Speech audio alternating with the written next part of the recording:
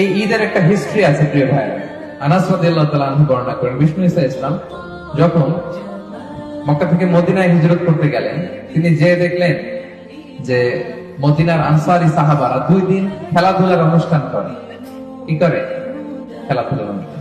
রাসূল সাল্লাল্লাহু আলাইহি ওয়াসাল্লাম বললেন, এটা আবার কি, কিসের অনুষ্ঠান? তো তারা বলল, কুননা নালআবু ফিল জাহিলিয়া, আমরা জাহিলি যুগে এই 2 দিন আনন্দ করতাম।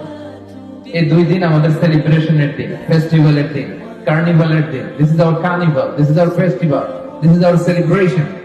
রাসূল সাল্লাল্লাহু আলাইহি ওয়াসাল্লাম বলেন, আল্লাহ তাআলা এই 2 দিনের চেয়েও শ্রেষ্ঠ 2টা দিন দিয়ে তোমাদেরকে এই আনন্দের দিনকে পরিবর্তন করে দিয়েছেন।